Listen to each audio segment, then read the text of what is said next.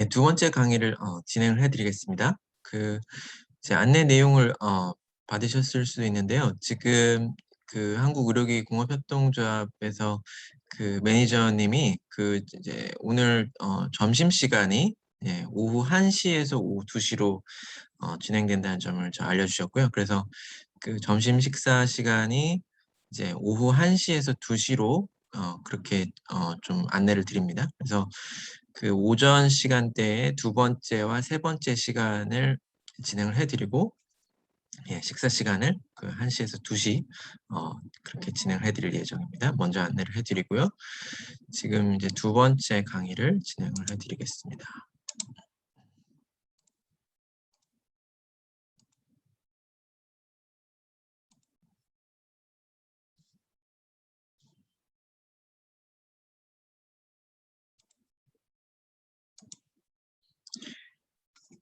그래서 이 두 번째 강의를 제가 11시 40분 정도까지 진행을 해드리고, 또 브레이크 타임을 갖도록 하겠습니다. 퀄리티 시스템 레귤레이션에 대해서 먼저 오버뷰를 드리고요. 제가 오늘 이제 6시까지 달려야 되는데 벌써 목소리를 잃었습니다. QSR 강의가 되겠고요. 그래서 GMP로 이제 많이 알고 계시죠? GMP는 Good Manufacturing Practice의 약자이고요. 이제 GMP라고 하면 이제 내용을 정확하게 모르시는 분들은 제조 공장에만 이제 제한되는 인증 이런 개념으로 이제 아시고 계시고요. 그래서 미국에서는 FDA에서는 이제 공식적인 용어를 원래는 이제 GMP라는 단어가 이제 FDA에서 처음 도입을 했었고요. Good Manufacturing Practice. 근데 사실 Manufacturing 제조소에만 국한되는 게 아니거든요. 기업의 이제 전체적인 품질 시스템에 대한 설립이 제일 중요하기 때문에 이제 FDA에서는 그래서 Quality System Regulation이라고 명칭을 사용을 하고 있습니다. 그래서 이제 명칭에 있어서는 이제 GMP라고 한다면 이제 일반적으로 GMP 그렇게 이제 이해하실 수가 있고요. 그런데 국가별로 봤을 때는 식약처에서는 KGMP, 유럽에서는 이제 ISO 13485 GMP, 이제 미국 FDA에서는 CFR 820 규정에 해당되는 QSR, Quality System Regulation 좀 이해를 하실 수가 있겠고요. 먼저는 FDA 가이던스를 바탕으로 이제 FDA에서 중요시하고 있는 내용들을 다뤄드리겠습니다.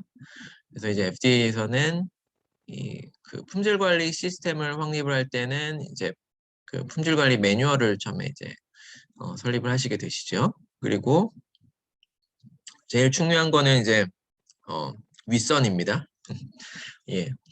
정치에서도 항상 이 윗선이 논란이 되고 있는데 의료기기 제조 품질에서도 이제 윗선에 문제가 생기면 이제 아래도 다 문제가 생깁니다. 그래서 이 경영진의 책임이 사실상 제조 품질 관리 시스템에서 제일 중요한 거는 많은 분들이 이제 공장이 인증이 되어 있으면 되는 거 아니냐 이렇게 보시는데 그게 아니라 법적 제조소의 경영진의 책임이 제일 중요합니다. 그래서 이제 윗선에서 이 품질 관리에 대한 인식이 이제 정확하지 않으면 이제 아래도 다 그렇게 잘못된 품질 관리 문화가 도입될 가능성이 상당히 높습니다. 그리고 퀄리티 오딧, 이제 이 퀄리티 오딧을 진행하는 이제 그 다음으로 중요한 것은 품질 관리 부서죠.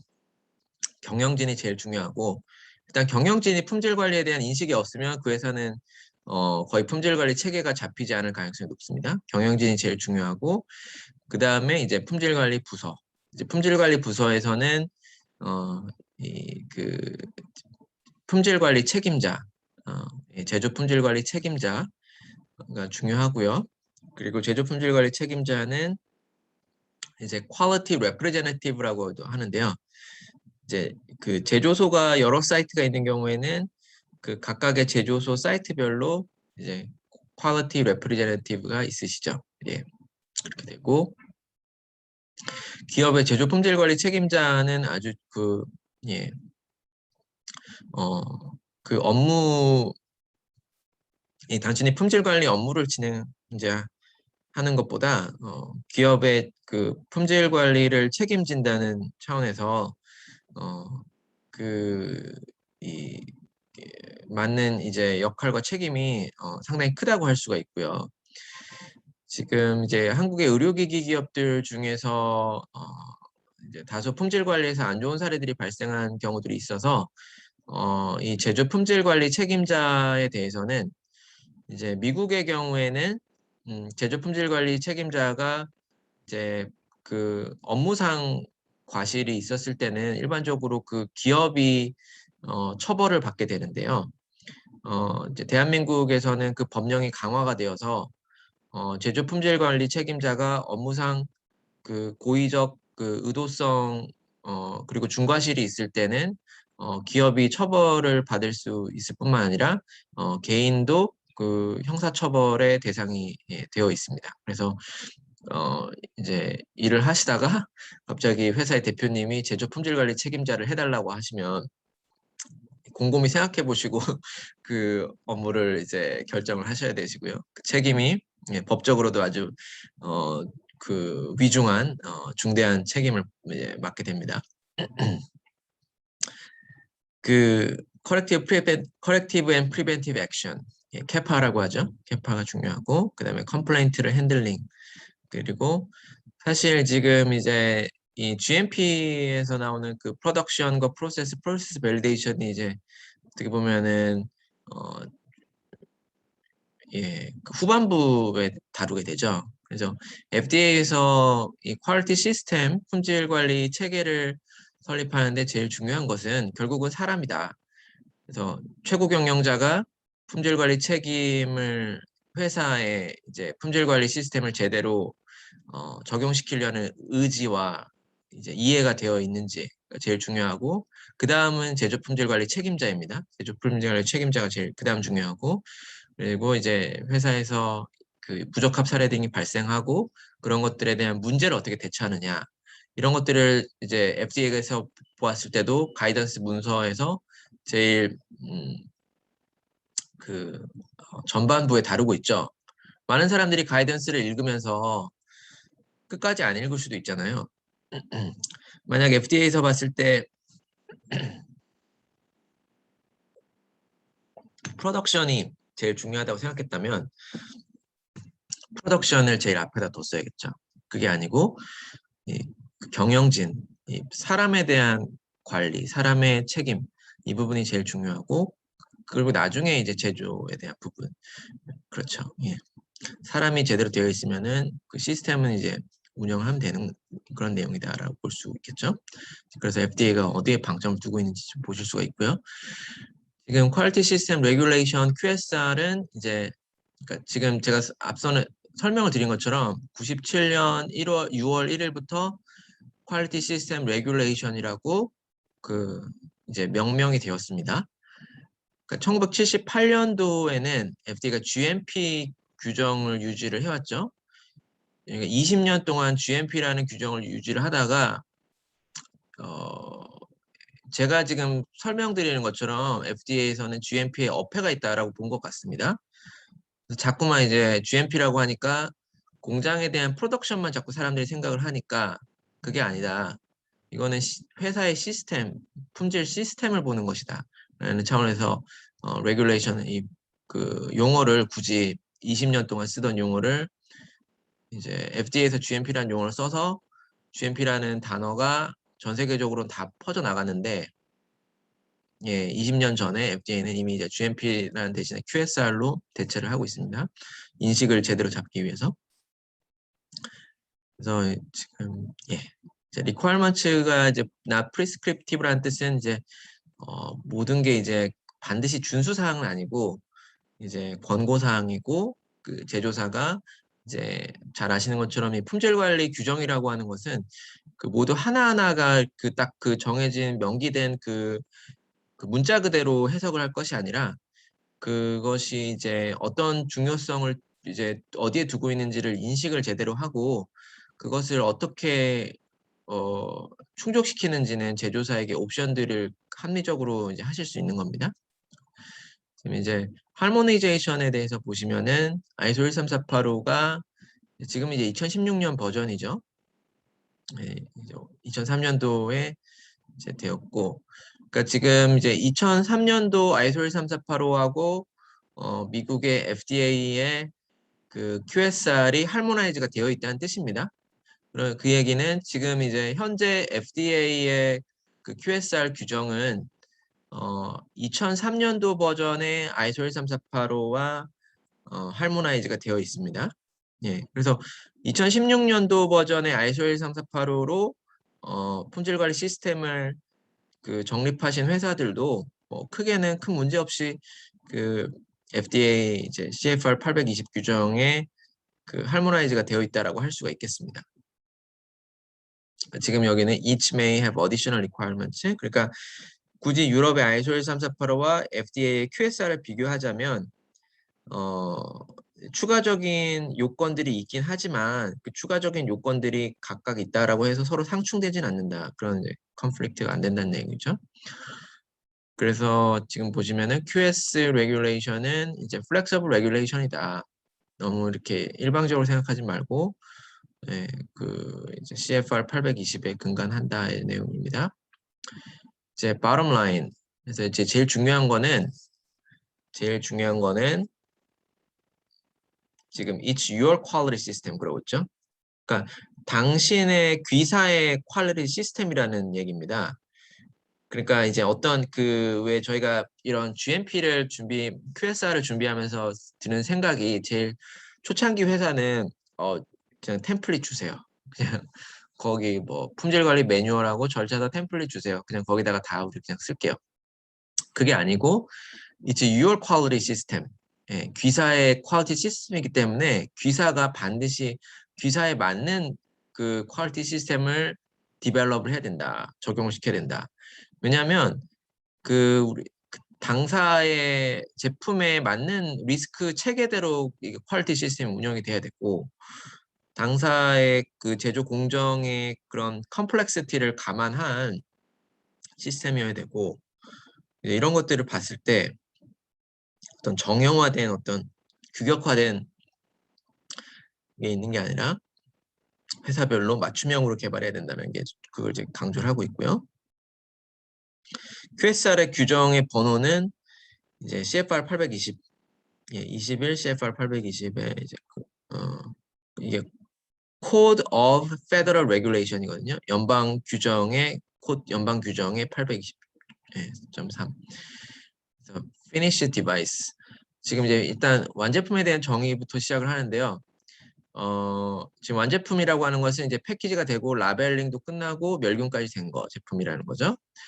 그래서 이거를 이제 미국의 사업을 연계하는 측면에서 봤을 때 왜 이제 미국에 판매를 하실 때 이 의료기기도 원산지를 표시하게 돼 있거든요. 그러니까 대한민국 메이드 인 코리아가 적히게 됩니다.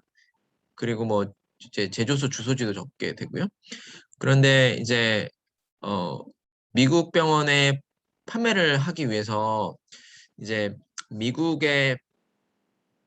미국산으로 그 사업을 진행을 하시려고 한다면 그 반제품으로 그러니까 미국에 이제 제조소를 설립을 하시고 다만 이제 한국에서 아무래도 비용과 인건비가 낮으니 이제 주요 제품을 한국에서 다 제작을 하고 예를 들어서 그 카테터 의료기기의 경우에 그 카테터가 제일 이제 비용이 많이 들겠죠. 그 원가라든지 제작을 하는데 금형도 필요하고 그래서 그 카테터와 허브를 다 제작을 해놓고 미국의 반제품 형태로 그 수출을 한 다음에 그리고 만약에 예를 들어 그 미국에 설립한 제조소에서 어셈블리 간단한 이제 그 허브를 카테터에 연결하는 어셈블리는 이제 비용과 시간이 이제 적게 들잖아요. 그렇게만 해도 그 미국에서 완제품이 생산이 되게 된 겁니다. 그러니까 의료기기의 완제품의 정의하고 이 공산품의 완제품의 정의가 다릅니다. 예를 들어서 자동차나 일반 산업의 경우에는 그렇게 하면은 이제 예를 들어서 한국 기업들이 미국에 공장을 안 만들고 지금 주요 부품들 다 만들어가지고 그냥 미국에서 조립하면서 메이드 인 USA가 된다고 하면 미국 정부는 이제 그런 내용을 부정적으로 볼 수가 있잖아요. 그래서 자동차나 일반 공산품의 경우에는 주요 부품들이 미국에서 제조가 되어야만 미국산으로 인정을 해주는데요. 그렇기 때문에 이제 우리나라의 주요 대기업들도 미국에 그 공장들을 설립을 하고 있죠. 근데 이제 의료기기는 이게 이제 임상적인 측면에서 주요 부품이 있다라고 해서 완제품이 되는 것이 아니라 임상적으로 사용 가능한 제품이어야만 완제품이 됩니다. 그러니까 주요 부품들을 이제 임상적으로 예를 들어서 카테터하고 허브가 따로따로 미국에 보내게 되면 그게 임상적으로 사용 불가능하잖아요.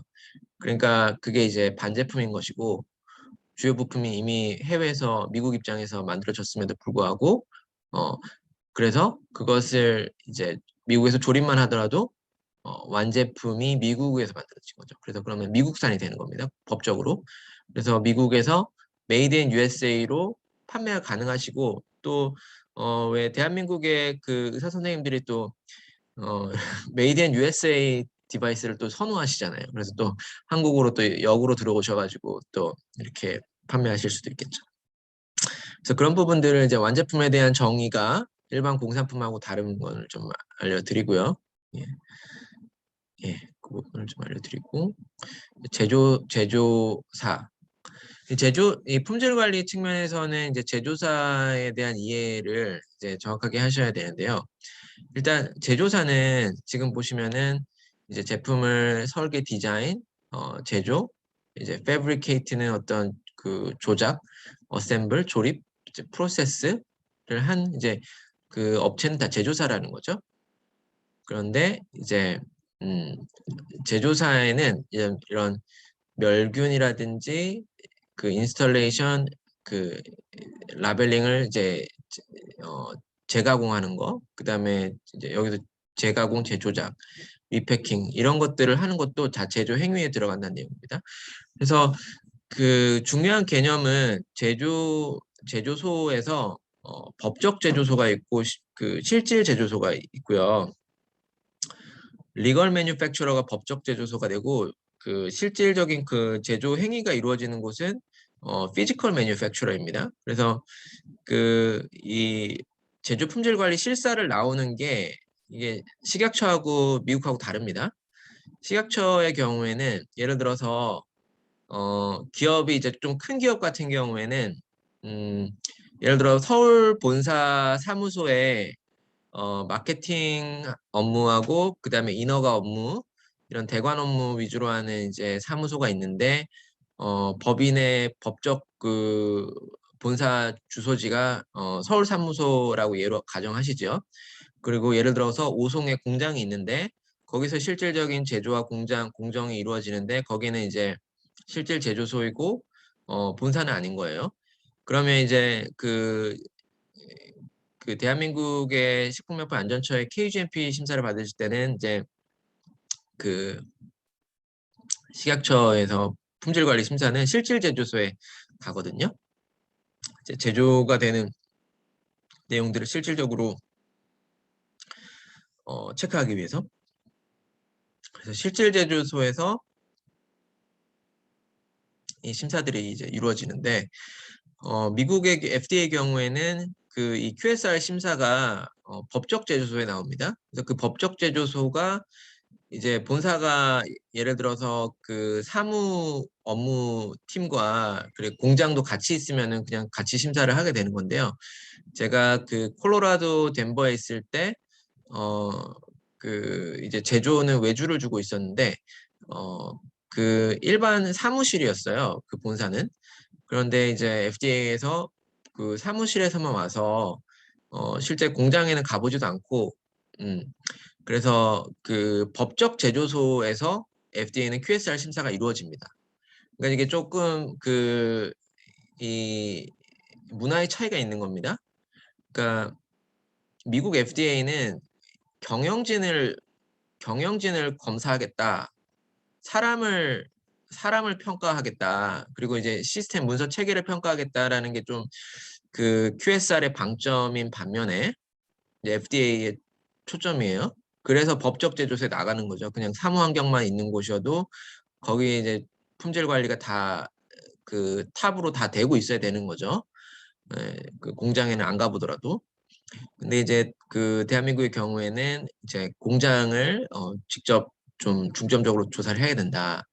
이거는 이제 특히 중국 같은 경우는 뭐 이제 대한민국은 이제 그런 경우는 많이 없을 텐데요. 지금 대한민국에도 사실 이쪽 이제 그 중소 좀 열악한 의료기기 기업체들은 이제 예전에는 뭐 지금은 이제 어떨지 모르겠는데 식약처 심사자분들 좀 말씀드려보면은 예전에는 이렇게 막 집에 가정에서 이렇게 용품들을 만드는 이제 가족 단위로 이렇게 하시는 기업도 있었기 때문에 어 그런 곳을 안 가볼 수가 없는 거죠. 어떻게 관리가 되고 있는지.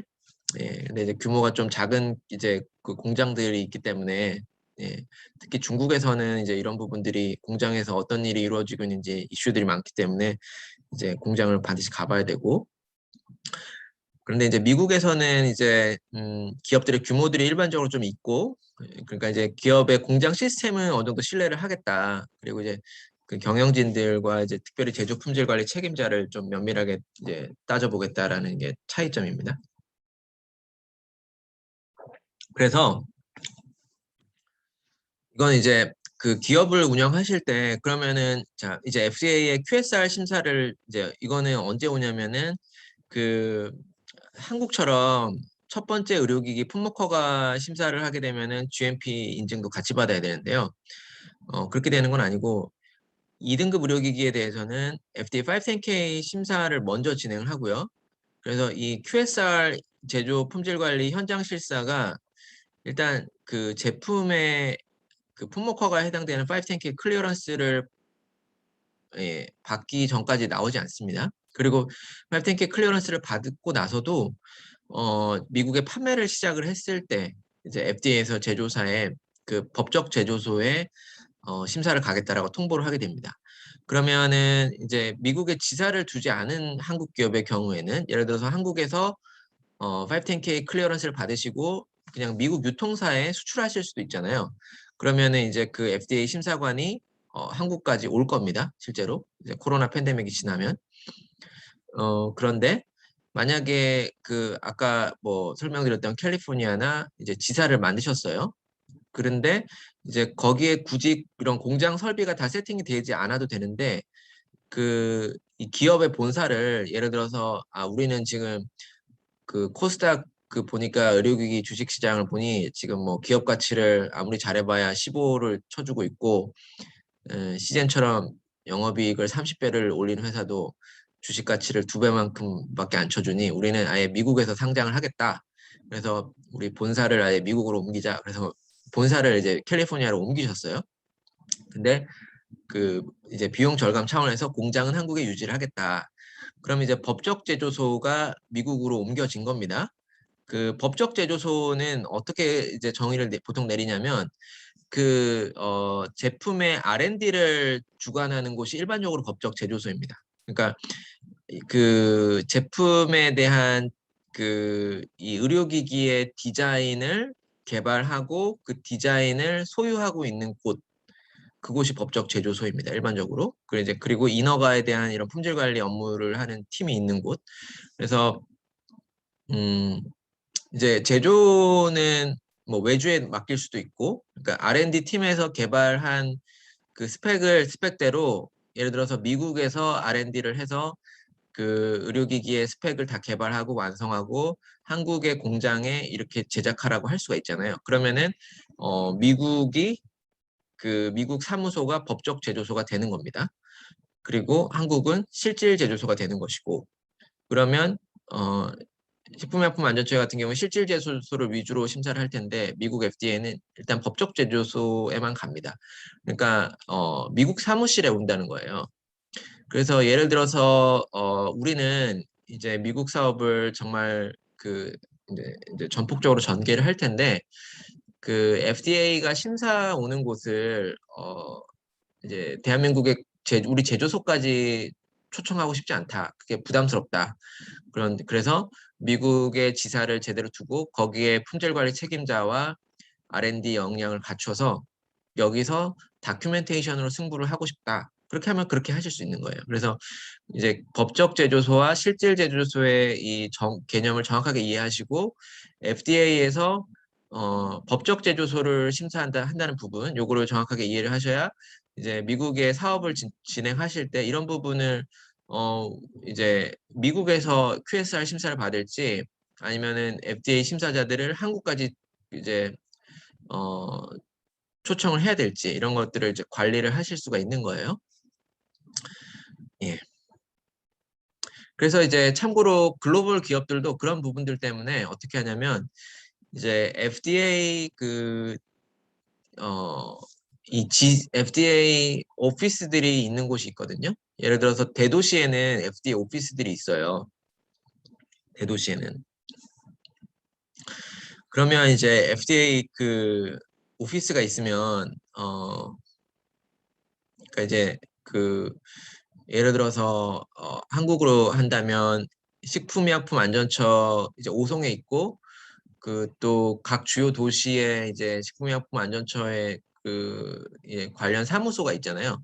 그런 것처럼 이제 미국의 주별로 대도시에는 이제 주요 FDA 이제 오피스가 있는데 어 만약에 미국 글로벌 기업이 법적 제조소를 미국의 주요 오피스가 대도시 시카고나 LA나 뉴욕이나 이런 데다가 법적 제조소를 두면 FDA가 심사를 나오기가 너무 가깝기 때문에 더 빈번히 나올 수도 있습니다. 사실상. 예.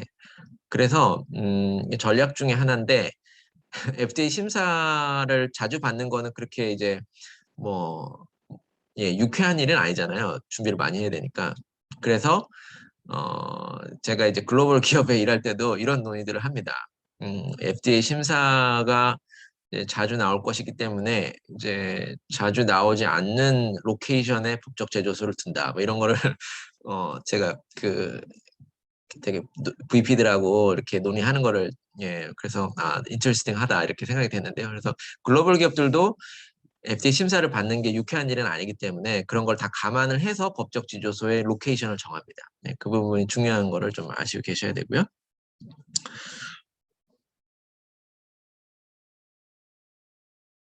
네. 그래서 일단 거기까지 좀 말씀을 드리고 퀄리티 시스템은 이제 지금 여기 보시면은 organizational structure org structure 기업 조직도라고 하잖아요. 기업의 조직에 대한 부분이라는 거죠. 리소스를 얼마나 품질 관리에 투입을 하고 있는지 이런 것들이 중요하다는 겁니다. 그리고 이제 기업의 책임, 그리고 프로시저 절차, 프로세스, 리소스. 그러니까 결국은 여기 이거 읽어보시면은 뭐 제조 매뉴팩처링이라는 단어도 안 들어가 있잖아요. 예. 그래서 매뉴팩처링 자체가 중요한 게 아니고 기업의 조직, 품질 관리를 어떻게 임플리멘트를 하고 있는 프로세스, 절차서들, 그다음에 이 리소스 인원들을 어떻게 관리하는지 이런 것들이 제일 중요하다는 것이고요. 그래서 퀄리티는 이제 이발루션, 진화한다는 것이고, 그래서 이제 완제품을 항상 퀄리티 컨트롤이라는 것은 테스트하고 인스펙트 검수해야 되고, 이제 approve specifications, 그러니까 지정되어 있는 규격에 대비해서 완제품과 부품들에 대한 테스팅과 검수이다. 퀄리티 어슈런스라는 것은 그러니까 이제 품질 관리 QA라고 하잖아요. QA, RAQA 그러잖아요. 거기에 QA거든요. 이게 QA가 그러니까 QA 팀, 뭐 QA 사원 그럼 그 QA는 무슨 뜻이냐? 퀄리티 어슈런스인데, 그래서 그 이제 manufacture quality into product. 그러니까 제품을 제작을 할 때 그게 퀄리티가 프로덕트에 이제 온전히 다 그 스며들어서 제작을 해야 된다는 말입니다. 그게 이제 퀄리티 어슈런스. 그러니까 이 퀄리티와 제품이 결합되어서 제작이 돼야 된다. 퀄리티 시스템이라는 것은 이 그 디자인, 제품을 개발하고 제품을 제작할 때 여기 이제 그 퀄리티가 같이 녹아 들어가야 된다. 여기 이제 퀄리티 시스템이라고 하면은 제품 개발에 대한 범주가 들어가고 퀄리티 어슈런스라는 거는 제작을 할 때 그 퀄리티가 들어가야 된다. 부분입니다. 그래서 퀄리티 시스템에는 품질 관리 매뉴얼, 이제 경영 책임, 이제 매니지먼트가 제일 중요하고 그리고 이제 여러 가지가 있죠. 지금 여러 가지 중에서 사실상 프로덕션은 상당히 일부분입니다. 여기 이퀴먼트, 패시리티 컨트롤 정도. 지금 중요한 것은 이제 디자인 컨트롤, 제품을 개발하면서 적용되는 제품 설계 개발에 이제 적용이 되는 디자인 컨트롤이 있고요. 그리고 여러 가지 이제 부적합 사례들이 나타날 때마다 적용시키는 캐파, 커렉티브 프리엠티브 액션이 있고, 그리고 제품의 프로세스에 이제 적용이 되는 프로덕션 프로세스 컨트롤들이 있습니다. 프로덕션 프로세스 컨트롤들이 있고요. 그리고 지금 제품의 이제 입고 머티리얼 컨트롤 보통 그 심사를 이제 진행을 해보면 이 지적을 많이 받는 부분 중에 이제 이 머티리얼 컨트롤즈가 상당히 지적을 많이 받습니다. 펄체이싱 컨트롤이라고도 하는데요. 구매 관리. 구매에 있어서 그 이제 구매자 부품을 공급하는 하청업체들을 크리티컬 서플라이하고 이제 그거를 티어를 나누어서 어느 정도 크리티컬한 부품을 우리에게 공급하는지에 따라서 크리티컬 서플라이어하고 거기서도 이제 티어를 나누어서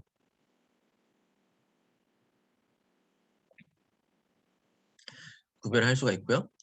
난 크리티컬 서플라이별로 이제 서플라이어 그 관리하는 이제 기준이 달라야 되고요. 그리고 그런 서플라이들에 대해서 정기적으로 오디트를 진행을 해야 되고 그것에 대한 기록물들이 남아 있어야 되는데 이제 글로벌 기업들에서도 이 부분이 잘 관리가 기록물들이 잘 관리가 안 되더라고요. 그래서 이 부분이 이제 많이 지적 사항으로 제가 봤기 때문에 지금 그 강의를 들으시면서 한번 자사에서는 이 구매 관리 기록물들이 잘 관리가 되고 있는지 크리티컬 서플라이어와 난 크리티컬 서플라이어를 규정하는 기준들이 명확하게 되어 있는지 그리고 그 기준대로 우리가 지금까지 크리티컬 서플라이어들을 어프로브를 했는지 승인을 했는지 그 승인을 했던 그 기준에 대해서 그 오디트를 시행했다라는 기록물들이 정확하게 있는지 크리티컬 서플라이어들은 이제 그 보통 정례적으로 이제 연간 그 감사를 또 해야 되는데 뭐 코로나 환경이니까 이제 뭐 실사가 좀 어려울 수도 있겠죠. 특별히 해외에서 조달하는 경우에는 이제 그럼에도 불구하고 이제 문서상 그 데스크탑 오디트를 진행을 할 수가 있기 때문에 문서상 오디트를 진행을 하고 있다는 그런 내용들을 기록물들이 잘 남아 있어야 되고 그런 부분에서 이제 미스가 생기는 경우들이 많이 발생해서 다시 한번 점검해 보실 수가 있겠고요. 그래서 Seven Subsystems FDA에서 봤을 때는 지금 여기 이제 7가지 중요한 시스템들이 있다는 거 이제 내용을 좀 알려드리고요. 그래서 이제 매니지먼트 서브시스템에서는 이 responsibility와 authority를 일단 규정하는 게 중요하다. 그래서 이 제조 품질 관리 책임자는 누구이고 그리고 이 지금 중요한 서브 시스템을 주관하는 그 담당자를 규정하는 게 중요하다는 얘기죠. 그래서 FDA는 일단 사람을 관리하는 게 제일 중요하다라고 하고 있습니다. 어떤 뭐 그런 형식적인 그런 절차서보다도 이 조직을 제대로 그 설계하고 그 이 책임자를 제대로 규정하는 것이 중요하다라는 내용입니다. 그래서 퀄리티 policy가 있죠. 그래서 이제 그 품질 관리 이 QSR에서 중요한 부분은 회사의 이 품질 방침이라고 하죠. 퀄리티 policy. 일반적으로 퀄리티 policy는 한 문단 정도가 되고요. 이 퀄리티 policy의 경우에는 지금 이 퀄리티 policy는 그 예, 이 기업이 지향하는 그 policy의 지향점이 되겠습니다. 그래서 예를 들어서 이제 글로벌 기업들이 뭐 어떤 퀄리티 policy를 운영하고 있는지 제가 한번 같이 한번 뭐 체크를 좀 해드리면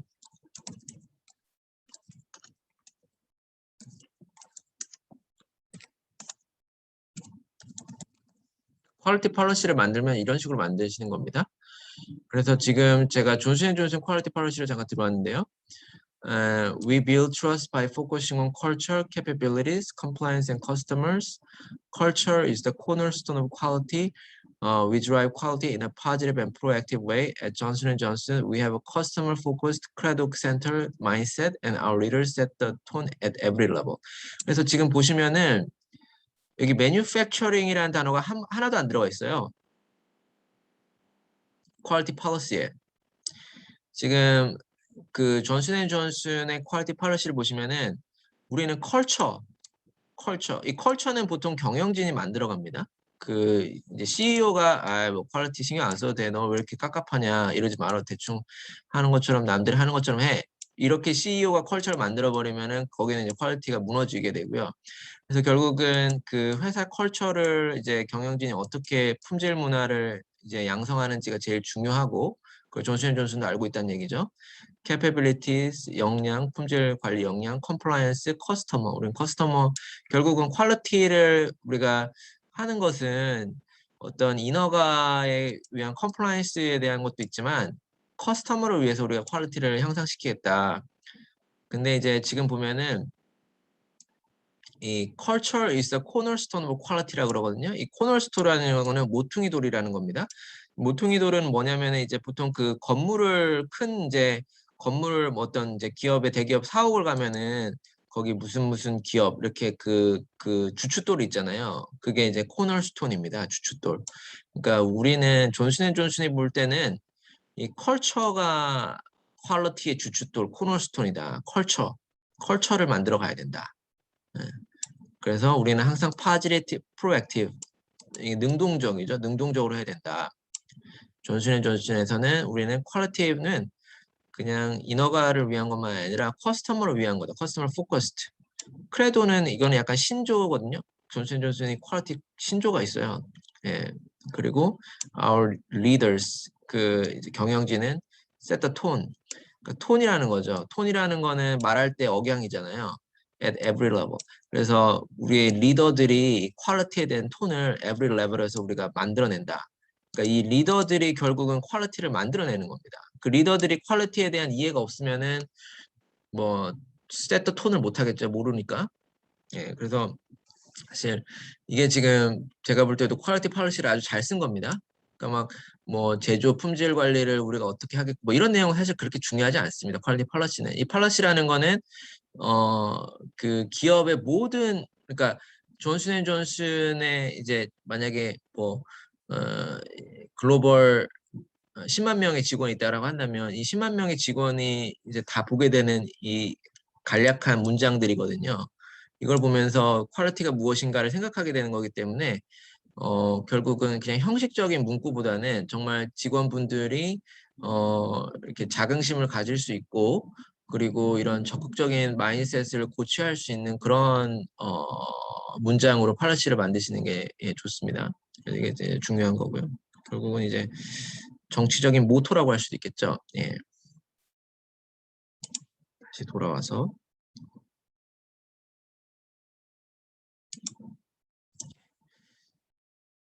여기도 FDA도 그러죠. At all levels of organization. 그래서 이제 예. 보통은 이제 그 미국 기업 같은 경우는 이제 출근할 때 회사 배지가 있거든요. 그래서 이제 한국 기업도 그러실 때도 있고 배지를 이렇게 거기 이제 태그하면은 이제 문이 열리는데 보통 그 배지의 이제 뒷면에다가 저 퀄리티 팔러시를 프린트해가지고 넣어놓습니다. 그렇게 하시는 게 제일 좋고요. organization. 그래서 이제 adequate organization structure를 이제 만들어 가야 된다. organization이 조직이 중요하다는 내용이죠. 이게 지금 계속 나오는 내용이지만 별로 manufacturing에 대한 내용이 없습니다. organizational structure는 이제 결국은 그 human factor 펑션을 이제 다뤄야 되고, 그래서 하드웨어가 소프트웨어일 수도 있고, 뭐 프로세스 머티리얼일 수도 있고, 서비스일 수도 있는 이런 모든 펑션에 관련된 오르가니제이션 조직이 중요하다는 내용이죠. 조직이. 결국은 이제 조직이 사람이 이제 그 정말 적극적으로 주도적으로 일을 하시는 분이 있으면 이제 좀 저는 좀 아쉬운 부분이, 제가 이제 한국하고 미국하고 절반씩 그 이제 사업을 하면서 좀 너무 이런 규제들이 좀 많이 있다 보니까 이제 기업을 하는 입장에서나 업무를 보는 입장에서도 자꾸 너무 이런 좀 규제의 틀에서 이렇게 하다 보니까 적극적이고 주도적인 이런 그런 그 업무 정신들이 조금 너무 이렇게 눈치를 보게 되고, 좀 그런 부분이 좀 제가 이제 제도권에서는 좀 아쉬운 부분들이 좀 느껴지는 게 있습니다. 그래서 적극적이고 주도적으로 해야 되는데 어떻게 하면은 문제 안 일으키고 중간을 갈까, 좀 너무 이런 쪽으로 행정적으로 이렇게 되면 안 되죠. 그래서 지금 이게 이제 제조 품질 관리 책임자 매니지먼트 레프레젠테이티브는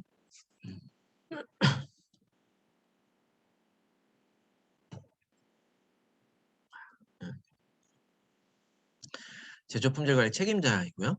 그래서 제조 품질 관리 책임자의 책임.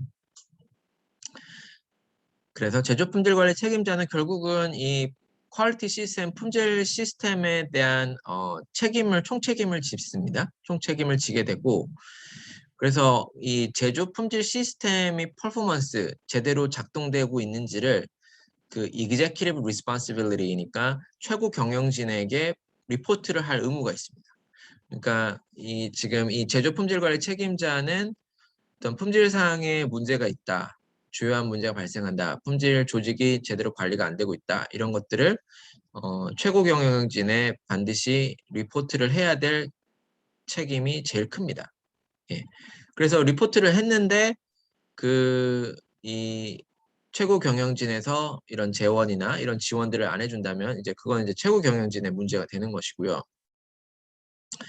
그래서 지금 이제 일례로 좀 그 코오롱 주식회사의 이제 인보사 사태가 있었는데요. 그 인보사 사태에서는 지금 이제 이 식품의약품안전처의 그 이제 승인을 받았던 그 이제 규격의 제품과 이제 다른 규격의 제품으로 그 실제로 판매 유통이 돼서 식품의약품안전처의 품목허가 취소를 받았고, 그리고 그 경영진에 대한 그 검찰 고발과 더불어서 지금 현재 재판이 진행 중인 사례인데요. 그 이제 식품의약품안전처에서는 이게 이제 신장유래세포하고 연골재생세포하고 뒤바뀐 건데, 그런데 이제 이게 퀄리티 시스템에 직접적으로 해당되는 이슈이거든요. 식품의약품안전처의 승인을 받기 위한 규격으로서의 약품이, 치료제가, 그것을 이제 승인받기 위해서 그 규격의 치료제 그 약품으로 전임상 시험과 임상 시험을 다 진행을 했는데, 그 바뀌어진 그 규격의 약물로 판매를 하고 있다라고 한다면 그 품목 허가를 뒷받침하는 근간의 자료가 다 흔들리는 거잖아요. 뒤섞인 거게 되죠. 그거는 이제 품질 시스템의 디자인 컨트롤과 그 디자인이 이제 제품이 개발되고 양산 과정으로 넘어가는 이 디자인 트랜스퍼의 시스템의 심각한 문제인 건데, 그것은 그 정도의 그 변경이 어떻게 생산돼서 유통까지 이루어질 수 있다라는 것은 거의 모든 체계에서의 그 제품 디자인 컨트롤과 디자인 트랜스퍼의 문제입니다. 그런데 그것은 이제 제조 품질 관리 책임자가 그거를 컨트롤을 해야 되는데, 근데 이제 상식적인 마인드셋에서 제조 품질 관리 책임자가 그런 것을 용인할 수가 없잖아요. 예, 그래서 그것에는 이제 그 고의성과 의도성이 이제 있다고 의심이 이제 되어지는 부분인데 그게 이제 검찰의 주장이죠. 그 저도 이제 검찰의 주장에 개인적으로 이제 공감을 하는 바인데요. 그런데 이제 재판부에서는 결과적으로 지금 2심까지 진행이 되었는데 이 경영진에 대해서 무죄 판결을 내렸습니다.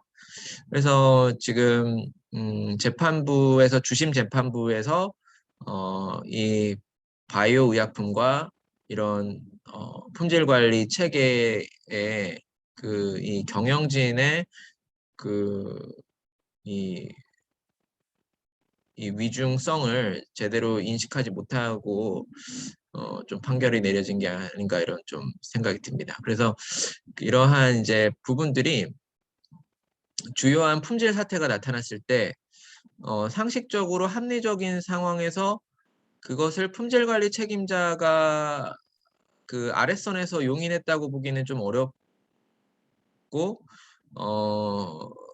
그런 내용들이 있다는 거죠. 그래서 품질 관리 책임자는 어쨌든 이제 결국은 문제가 잘못되면 다 각자 도생해야겠죠. 예, 자신이 자신을 책임져야 되기 때문에 이제 규정대로 이제 엄중하게 업무를 보는 게 제일 중요하다는 부분들을 조금 다시 한번 말씀을 드립니다. 그래서 매니지먼트 리뷰 그래서 또 이제 그러니까 사실 재판부에서 지금 제가 1시간 드리는 이 강의를 듣고 판결을 진행했다라면 좀 다른 결과가 나오지 않았을까 싶은데요. 예.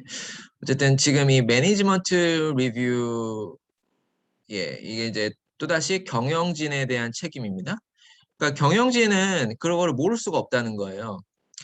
경영진이 이제 QSR 규정을 만들었다면 이 QSR 이 심사를 패스를 했다면 이 경영진은 이그제큐티브는 최고 경영진이거든요. 최고 경영진은 이 품질 관리 시스템이 효율적으로 작동하고 있는지를 인터벌 모든 간극에서 확인을 하고 있어야 되고 충분한 frequency 충분한 그러니까 이제 보통 반기 보고서에 이게 경영 책임이 다 품질 관리가 잘 들어가야 되거든요.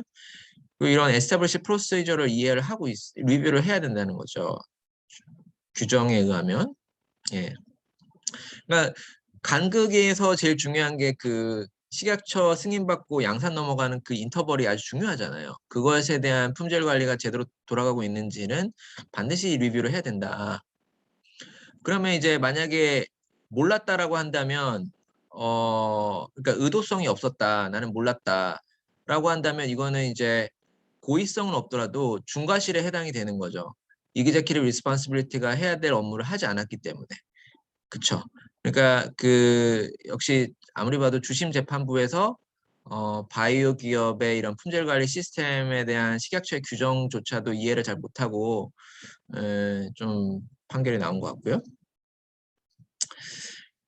예, 그렇다라는 이제 경영진이 중요한 겁니다. 경영진이 그래서 이제 경영진 예. 예. 그래서 이제 경영 검토죠. 여기는 경영 검토. 그래서 이 경영 검토에는 이제 지금 제가 아까 보여드렸던 것처럼 어떤 매출이나 영업이익에 대한 기업의 이윤에 대한 이제 경영 검토들도 중요하겠지만 이 품질 관리가 핵심적으로 경영 검토에 들어가야 됩니다. 그래서 제가 글로벌 기업들에서 일했을 때는 거의 최고 사장단급에서 품질 관리에 대한 내용들을 분기별로 한 2시간에 걸쳐서 이렇게 검토를 들어갑니다. 그래서 그냥 뭐 하나하나 세세히 문제들이 있는 거 다 지적해가면서 문제들을 고쳐 나가거든요. 형식적으로 하는 게 아니라 정말 실질적으로 분기별로 반기별로 그렇게 한 뭐 적어도 2시간에서 그렇게 시간을 잡아놓고 충분한 시간을 잡아놓고 경영진들이 이제 품질관리 부서에서 그러니까 2시간 미팅을 하려면은 뭐 예를 들어서 작년에 우리가 1000기기 팔았고 불만 사례가 10개였는데 문제 없습니다. 해당 사례 없습니다. 이렇게 보고가 안 되잖아요. 2시간 동안 회의를 하려면은 이제 아주 세세한 디테일한 품질 관리, 컴플레인트, 트렌드 뭐 모든 내용에서의 분석이 다 그 파워포인트에 들어가 있어야 2시간 미팅을 할 수가 있죠. 이제 지금 제가 강의 1시간 할 때도 지금 슬라이드가 엄청 많잖아요.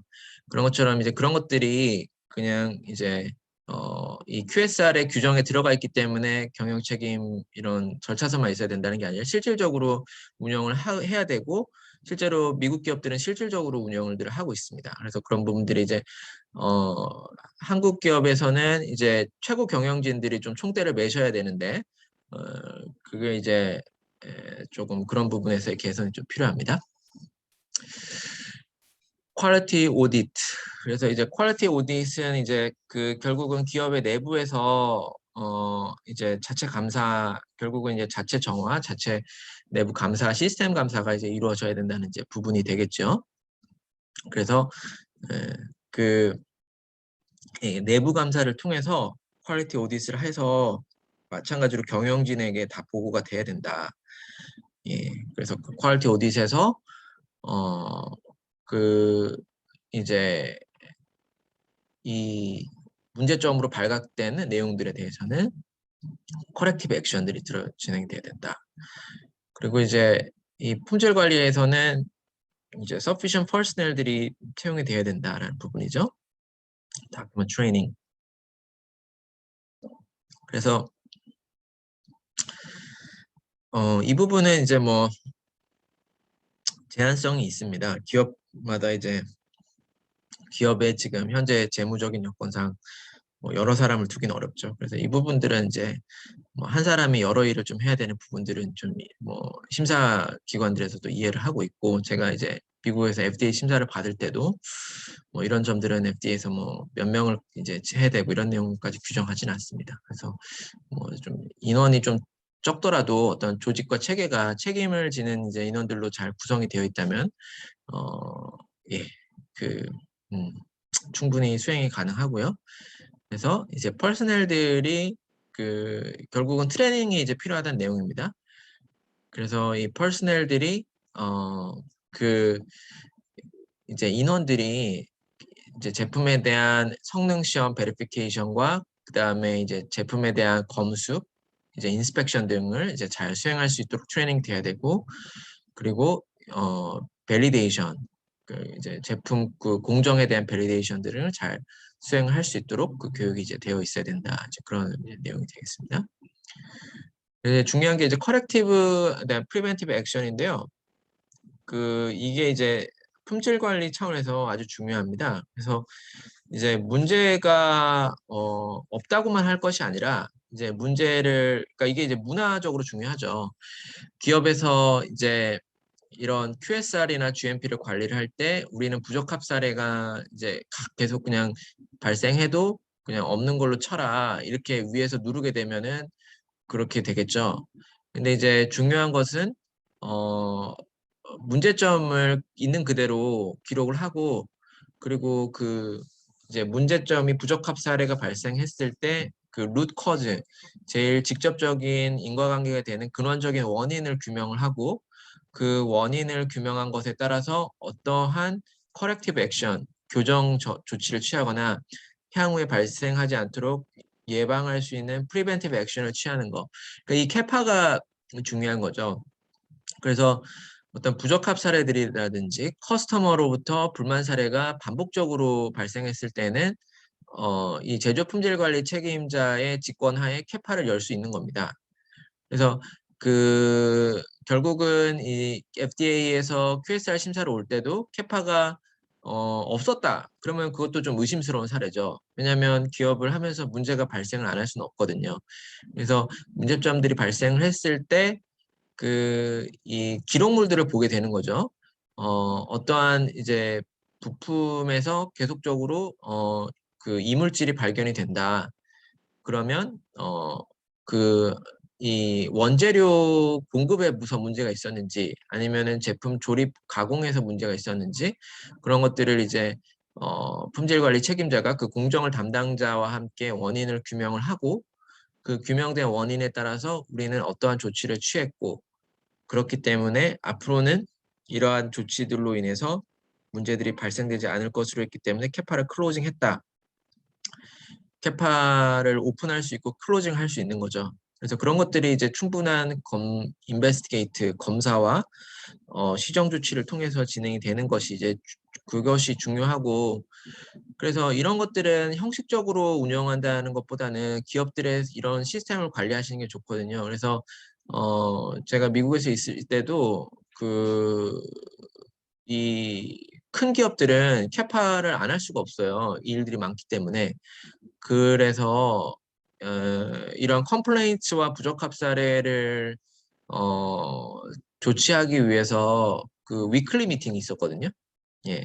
그래서 위클리 미팅을 하면서 그 시점에서 열려져 있는 캐파가 지금 어떻게 진행되고 있는지 그리고 그 컴플레인츠들은 이제 어떤 게 새로운 게 또 들어왔는지 그거를 이제 이런 것들을 정례화 시키는 게 필요합니다. 정례화를 시켜야 논의를 하게 되고 그래야 문제점을 해결하게 되죠. 그래서 corrective and preventive actions of system. 예. correction. 예, correction이라는 것은 이제 그 non-conformity를 이제 단어는 사실 correction이라고 하면은 이렇게 정정, 이제 고치다라는 이제 내용인데요. 사실상의 correction은 이제 품질 관리상에서는 eliminate, 제거한다라는 겁니다. non-conformity를 일으킬 수 있는 것을 제거하는 것이 correction이라. 그러니까 그 캐파의 corrective action이라는 것은 어떤 개선이라든지 그 교정이라기보다도 그 non-conformity 자체를 eliminate, 이제 제거시켜 버려야 된다. 예, 그 의미가 있다라고 할 수가 있고요. 그래서 뭘 제거하느냐? 그 이제 발견되어진 부적합 사례의 원인을 제거시켜야 된다는 거죠. 원인을 제거시켜야 되는 거죠. 그 원인이 이제 어떤 그런 절차 과정일 수도 있고, 예, 그래서 어떤 인원이 잘못하고 있으면 그 잘못된 것을 반드시 시정을 해야 된다는 거겠죠. 그래서 제거, 일리미네이트 해야 된다. 프리벤티브도 이제 일리미네이트라는 단어를 쓰고 있죠. 그러니까 부적합이 발생할 수 있는 잠재성을 그 되는 원인을 제거하라는 것입니다. 예, 그 부적합이 발생할 수 있는 그 잠재적인 원인을 제거하라는 거죠. 예, 그래서 이제 그 원인에는 그 이제 단일 원인만 있을 수도 있고 아니면 복수의 원인이 있을 수도 있고요. 그래서 이 프리벤티브 액션이라는 거는 발생 가능성을 차단하기 위해서 이제 해야 된다. 그 잠재성만 있어도 액션을 취해야 된다는 내용입니다. 그래서 이제 이런 것들은 지금 사실상 그 운영 체계에서 어떤 템플릿의 이런 절차 내용을 규정했다고 되는 것이 아니라 이제 플래닝을 하려면 이제 미팅을 해야 되죠. 그래서 이런 것들은 이제 회사에서 컴플레인츠를 관리를 하는 것이 그냥 뭐 대형 사고가 났을 때만 어떻게 회의를 하는 것이 아니라 품질 부서에서는 그 컴플레인츠에 대한 이제 미팅을 위클리로 이렇게 정례화해서 앞으로의 컴플레인트 분석에 대해서 이렇게 계획을 하고 이런 식의 시행이 이제 중요한 내용을 좀 이제 알려드리고요. 그리고 이런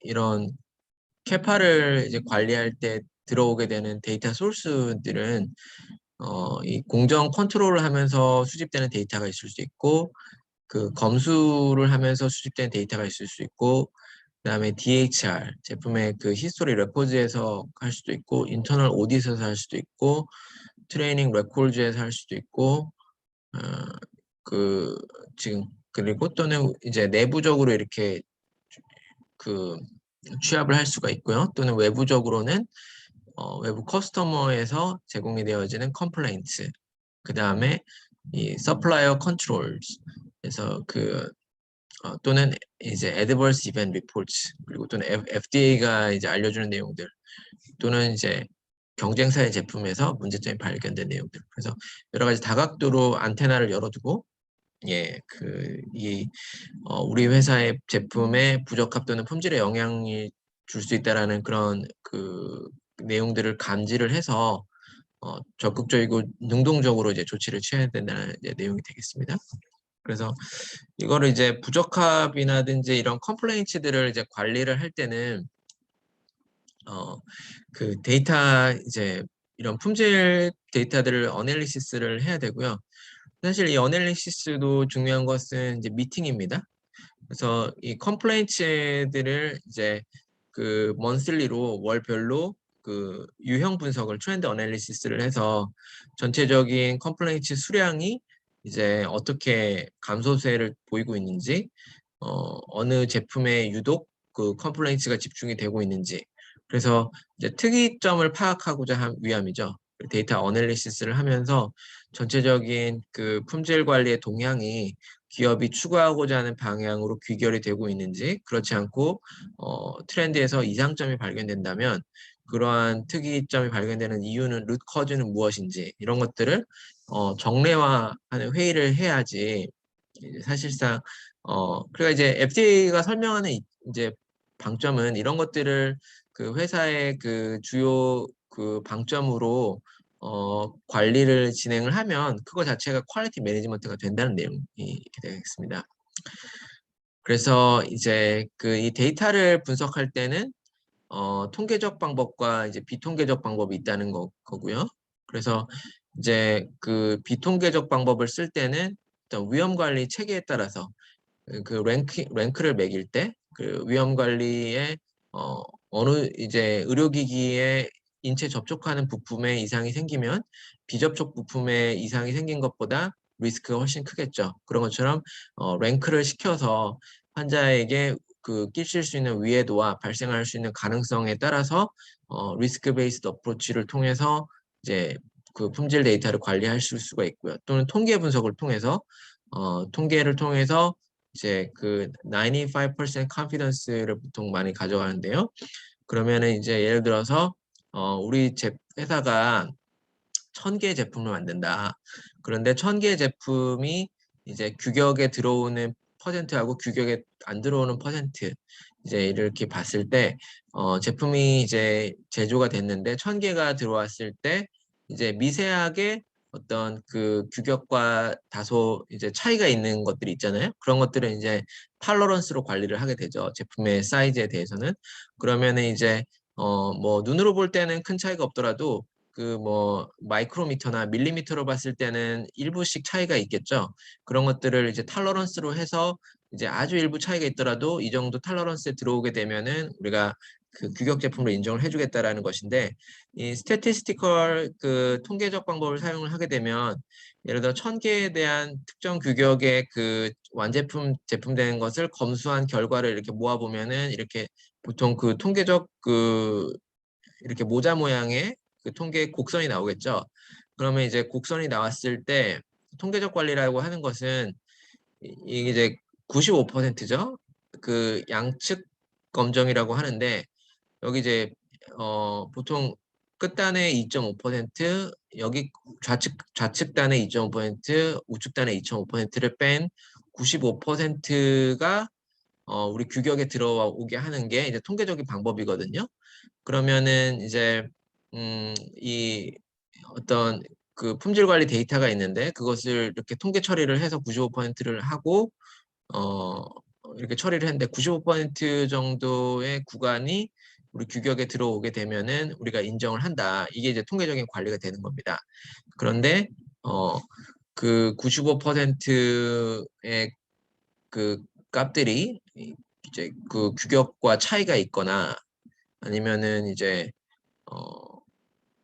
예를 들어서 85%까지만 구간 안에 들어왔다. 그러면 이제 통계적인 분석 면에서 이 품질 관리상 문제가 있다라고 볼 수 있는 겁니다. 그래서 이런 비통계적인 방법과 통계적인 방법을 통해서 제조 공정과 이런 품질 관리를 이제 할 수 있다는 그런 내용이 되겠고요.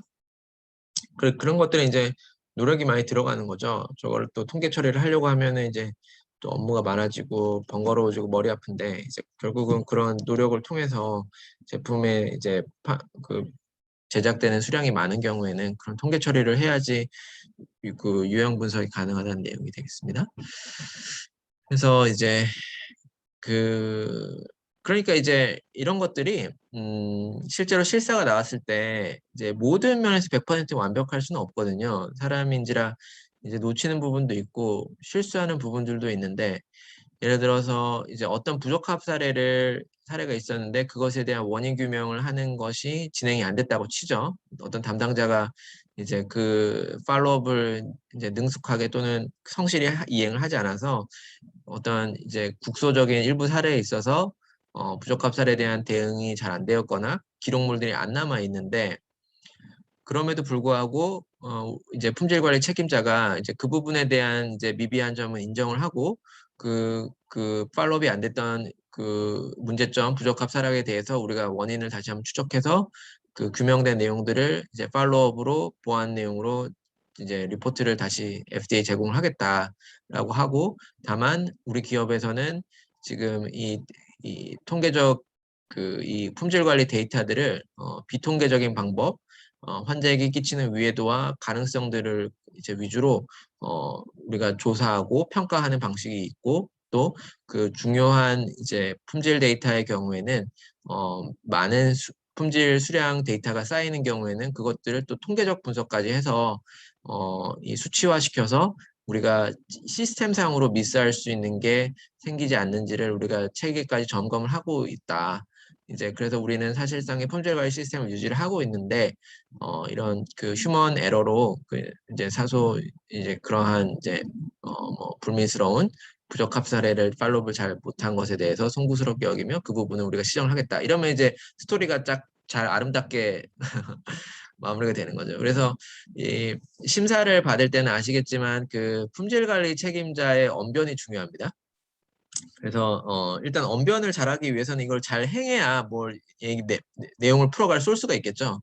어떤 이제 문제점을 지적을 받았는데 그러면 이제 방어를 해야 되잖아요. 이제 뭐 변명이라고 할 수도 있고 정당화라고도 할 수가 있을 텐데, 어쨌든 문제점을 지적받았으면 지적된 문제점은 인정을 하고 그것을 고치겠다라고 하고, 다만 이제 우리는 전체적으로 이렇게 체계적으로 관리를 하고 능동적으로 관리를 하고 있다라는 내용을 이제 설명을 해준다면 이제 심사자 입장에서도 그렇다라고 납득을 하고 이제 넘어갈 수가 있겠죠. 근데 이제 어떤 문제점들은 계속 발견이 되고 이 회사는 체계가 안 잡혀 있는 것으로 보인다면은 이거는 이제 퀄리티 시스템의 그런 경우는 페일리어라고 하는 거죠. 예. 그래서 이제 그런 부분으로 이제 그러니까 어떤 시스템이 잘 작동을 하고 있으면 그 일부 문제점이 발생되더라도 그런 심사자들이 좀 그거를 이제 전체 시스템이 중요한 거기 때문에 좀 그 일부 국소적인 문제로 이제 취급을 해줄 수 있다는 부분을 좀 그 인식을 하시고 있는 게 중요하겠고요. 그래서 그 이제 루트 커즈를 이제 분석을 하고, 예, 그래서 제가 지금 이번 두 번째 강의 지금 이제 후반부로 넘어가고 있기 때문에 궁금하신 내용 있으시면은 채팅에 그 궁금하신 내용을 적어주시면 제가 일단 요 강의를 마치면서 응답을 해드리도록 하겠습니다. 예, 그래서 궁금하신 내용 있으시면은 채팅창에 적어주시고요. 그래서 지금 이제 인베스티게이션, 예, 그래서 그 commensurate이라는 뜻은 완성이라는 뜻입니다. 그러니까 부적합 사례의 중요도와 그 이제 중대성과 그 위험도의 그 완전하게 합당한 정도로 인베스티게이트를 해야 된다라는 거거든요. 그러니까 이제 결국은 제조사가 판단하는 거죠. 부적합 사례에서 지금 뭐 예로 그 이제 인체 비접촉에 해당되는 부품의 어 제품의 어떤 균열이라든지 유관상의 하자가 발견된 것과 이제 인체 비접촉하는 이제 부품 액세서리의 그 부적합이 발생된 것은 이제 리스크하고 시그니피컨스가 다른 거죠. 그러니까 그 리스크하고 시그니피컨스에 이제 이걸 이제 단어를 FDA에서 appropriation이라는 단어를 써도 되는 거였거든요. 그러니까 이 리스크하고 중요도의 적절한 수준의 인베스티게이션을 해라 이렇게 할 수도 있었는데, 굳이 이제 미국에서도 잘 쓰지 않는 commensurate이라는 단어를 썼거든요. 예. 이거는 이제 미국에서 대학원 뭐 GRE 갈 때나 등장하는 단어라고도 볼 수가 있겠는데요. 일반적으로 사무에서도 그렇게 쓰는 단어가 아닌데 그건 이제 FDA가 뭔가 여기 생각한 게 있다는 얘기고요. 그래서 이 그러니까 인베스티게이션을 하는 것 자체도 중요한데 그 인베스티게이션 할 때 사람이 이제 원인을 규명할 때 정말 중대한 사태가 발생했을 때하고 지금 뭐 저희가 이제 대선 전국으로 넘어가면서도 지금 이제 검찰에서 뭐 여러 가지 지금 그 대선 주자들을 이제 관련된 혐의에 대한 여러 가지 그런 공방들이 있잖아요. 그러면은 검찰에서 어떤 여러 가지 사건들이 많이 있는데 그런 사건들 일개 사건들이 이제 중요도를 감안을 해서 그런 이제 검찰 팀을 꾸리고 뭐 그런 것들이 있겠죠. 그런 것처럼 결국은 그 사건이 발생했을 때 부적합 사례가 발생했을 때 거기에 대한 위중성에 대해서 거기에 맞는 어느 정도가 적절한 그 인베스티게이션의 강도를 가야 될지를 그거를 그러니까 인베스티게이션을 완성해달라기보다도 인베스티게이션의 강도를 중요도에 일치시키는 게 중요하다라는 거거든요. 예, 그래서 그거는 이제 어떻게 보면은 그 제조 품질 관리 책임자의 스킬이 된다고 볼 수 있겠는데요. 그게 이제 중요하다는 내용입니다. 그래서 그 이제 여기서 이제 액션을 필요한 액션들을 찾고 corrective action, 예, 이렇게 preventive action을 이제 결국은 수행을 해야 된다 그런 내용이 되겠습니다. 그래서 그 corrective preventive action을 그 다음에 이제 취했으면은 이러한 그 시정 조치하고 예방 조치를 통해서 실질적으로 그러한 리스크들이 아까 eliminate 단어를 쓴 것처럼 제거가 되었는지를 다시 한번 확인을 해야 된다는 내용이고요. 우리가 취하게 되는 교정 조치와 예방 조치들이 effective한지 유효한지를 체크를 다시 해야 된다는 거죠. 그것만 조치만 취한 것이 아니라 그래서 그러한 조치들을 이제 corrective preventive action을 이제 적용을 시켜야 된다. 이제 그런 내용들이 되고요. 그래서 캐파 인포메이션들을 이제 의사소통하는 게 중요하다는 거죠. 그래서 이게 캐파를 이제 만약에 아주 큰 기업들 같은 경우는 예, 뭐 바이 위클리 하실 수도 있을 것 같고요. 적어도 먼슬리는 하셔야 캐파를 실질적으로 운영을 하실 수 있다고 생각이 돼요. 이제 먼슬리, 그러니까 예를 들어서 캐파 미팅을 전혀 안 하고 그냥 캐파가 생겼을 때만 우리가 조치를 취한다라는 만약에 있으시면 그거는 이제 거의 캐파를 관리를 안 하겠다는 좀 얘기여도 같다고 볼 수 있습니다. 예. 그래서 캐파를 실질적으로 관리를 하려면은 먼슬리나 뭐 바이 먼슬리, 예, 적어도 먼슬리 하시는 게 좋겠죠. 캐파 먼슬리 하면서 뭐 한 개, 두 개 열려 있어도 그거를 이제 계속 평가를 내리고 그 의사소통을 하고 다큐멘테이션을 하고 그걸 통해서 이제 부적합 사례와 이제 컴플레인츠도 같이 이제 관리를 하는 그런 미팅을 할 수가 있을 것 같고요. 그래서 캐파하고 이제 내부 감사, 경영 책임. 그래서 요 캐파와 내부 감사 경영 책임이 이제 같이 다 그 상존하는 거죠. 캐파에서 부적합 사례에서 중요한 문제점으로 생긴 것들이 이제 내부 감사를 통해서 나온 것들을 캐파를 열 수도 있고요. 그래서 내부 감사에서 보고된 것들이 캐파를 열게 조치를 취해야 될 수도 있고 내부 감사에서 보고된 것들이 최고 경영진에게 보고가 들어가야 되고 그리고 캐파가 어떻게 진행되고 있는지는 이제 내부 감사로 소스가 들어왔을 수도 있지만 캐파를 매니지먼트 리뷰에서 이제 경영진이 훤하게 들여다보고 있어야 되고 그래서 이 지금 사실상 QSR에서 제일 어떻게 보면 핵심이라고 할 수 있는 것은 이제 문제를 어떻게 처리하느냐 이 캐파하고 그 다음에 이 그러니까 내부 감사를 하려면 이 또 내부 감사를 하는 요원이 제대로 알고 있어야 되잖아요. 예, 뭘 감사를 해야 될지 제 회사의 절차서를 제대로 알고 있어야 되고 지금 설명드린 이런 QSR 규정을 잘 알고 있어야 뭐 이렇게 다른 사람을 감사를 할 수가 있겠죠. 그러니까 이 내부 감사를 할 수 있는 역량이 제대로 되느냐. 그 다음에 이제 제일 중요하지만 경영 책임 이제 최고 경영진이 어떠한 자세를 가지고 있느냐.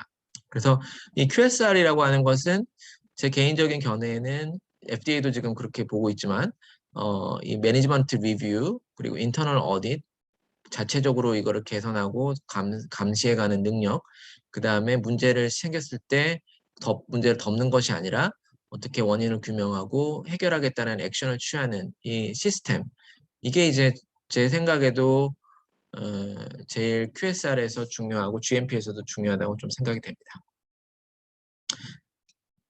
지금 그렇게 지금 FDA 지금 이 가이던스 QSR 가이던스였는데요. 지금 뭐 거의 이제 제가 그래서 일부러 저기 제조 공정에 대한 내용은 다른 시간에 제가 일부러 할애를 드렸는데 지금 일단 요 FDA 가이던스 슬라이드를 보시면은 지금 일단 제조 공정에 대한 방점은 거의 없었습니다. 예. 이 가이던스는 지금 여기 이제 어베일러블 하다는 내용을 조금 말씀을 드리고요. 예. 그래서 거기까지 지금 저희 그 두 번째 강의를 조금 말씀을 드렸습니다. 그러면은 지금 예, 어, 채팅창에 지금 FDA QSR 규정 등에 대해서 그 질의 내용 있으시면은 적어주시면은 제가 또 답변을 해드리겠습니다.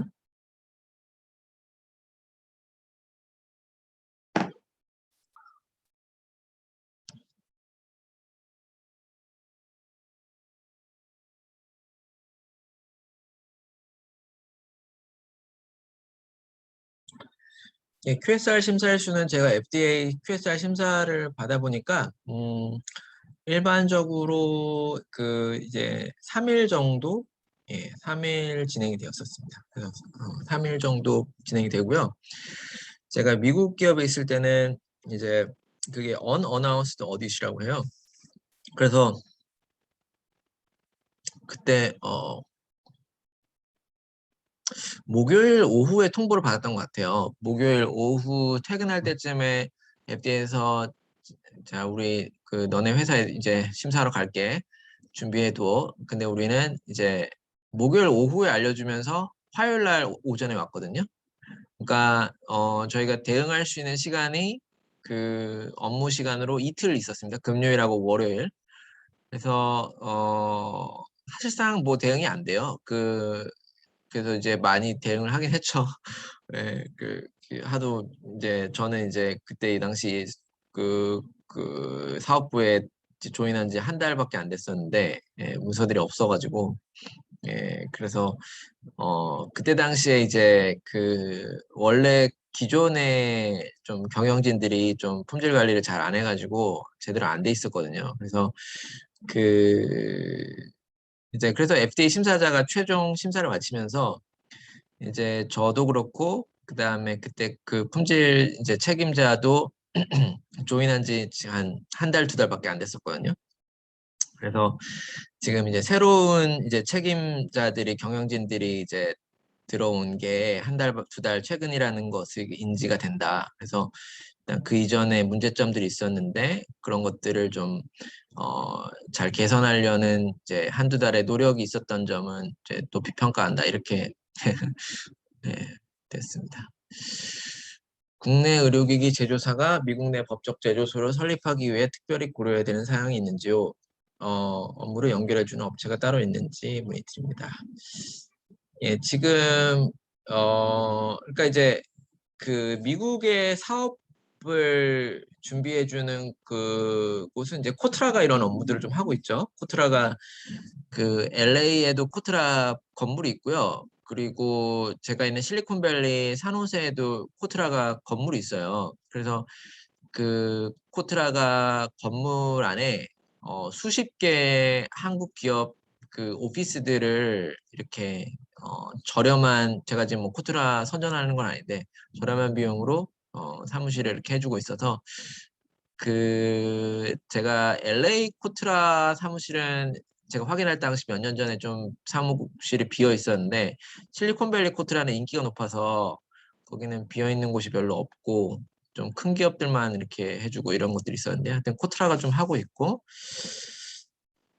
그 외에는 좀 사실 뭐 전문 기업은 좀 있진 않죠. 예. 그런데 이제 제가 어쨌든 저도 미국에서 그 법인을 두고 기업 이제 사업을 하고 있기 때문에 그 아까 말씀드렸던 내용들 FDA는 법적 제조소에 이제 QSR 심사를 나가기 때문에 근데 이제 거기다가 뭐 그냥 한 명, 두 명 직원을 두고 우리는 여기 법적 제조소이다 그러면은 FDA 심사자가 와가지고 그 문서 대응이 다 안 되잖아요. 지금 그러니까 그 법적 제조소라고 하면은 그 품질 관리 책임자도 있어야 되고 뭐 인허가 책임자도 있어야 되고 R&D 책임자도 있어야 되고 거기서 사실 총 컨트롤이 다 돼야 되는 거거든요.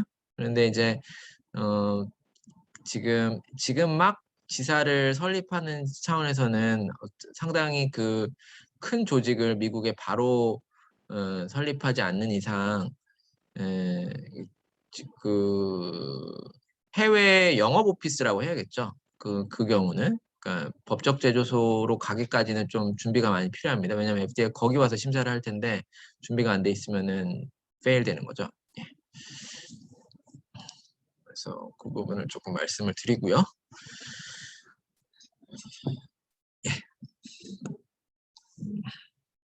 그래서 일단 그 미국의 그런 오피스를 설립하실 때는 일단 FDA 510K 클리어런스를 취득을 하시고 판매할 제품이 있을 때 일단은 미국의 오피스는 그 판매 영업소가 가장 비즈니스에는 제일 처음 도움이 된다고 생각이 되고요. 그래서 그 먼저는 FDA 승인을 취득을 하시고 그리고 예, 영업 사원들과 함께 그런 세일즈 오피스 형태로 이제 진행을 하시는 게 좋겠죠. 괜히 이제 미국의 법적 제조소 직원 역량도 안 되어 있는데 거기다 해두면은 이제 FDA도 한국까지 심사 나오려면은 이게 막 해외로 나오는 거잖아요. 그래서 뭐 한국을 오고 싶어 하는 심사자들도 있을 텐데 뭐 해외 출장을 꺼려하는 심사자도 있을 수 있고 그래서 그 미국 내에 있는 기업들보다 한국에 있는 제조소는 그 이제 프리퀀시가 FDA에서 심사를 나오는 그 빈도가 한국의 심사를 받게 되면은 한국의 법적 제조를 두면은 낮을 수밖에 없습니다. 그래서 보통 FDA는 미국의 법적 제조소가 있으면은 한 3년마다는 꼭 심사를 가고요. 한국에 이제 법적 제조소가 있고 판매를 미국에 많이 하고 있을 때는 어, 제 생각에 3년마다 FDA는 오지는 못할 것 같습니다. 그래서 그런 부분들을 예, 차관을 좀 하실 수가 있으시고요. 예, 또 질의사항이 있으시면은 질의사항 있으시면 알려주시고요.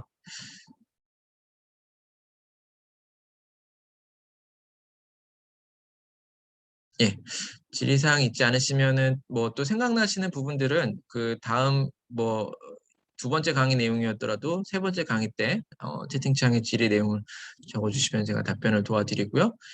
말씀을 앞서 드렸던 것처럼 어, 지금 한국의료기공업협동조합에서 런치 시간을 오후 1시에서 2시에 가져달라고 이제 요청을 해주셨거든요. 그래서 지금 이제 일단 12시까지 조금 그 시장하신 분들은 뭐 간에 그 예, 브런치라도 12시까지 뭐 하실 수 있고 브레이크 타임을 가지시고 12시부터 다시 세 번째 강의를 진행을 해드리고 1시부터 2시에 런치 타임을 예, 그렇게 갖도록 하겠습니다. 예, 감사합니다.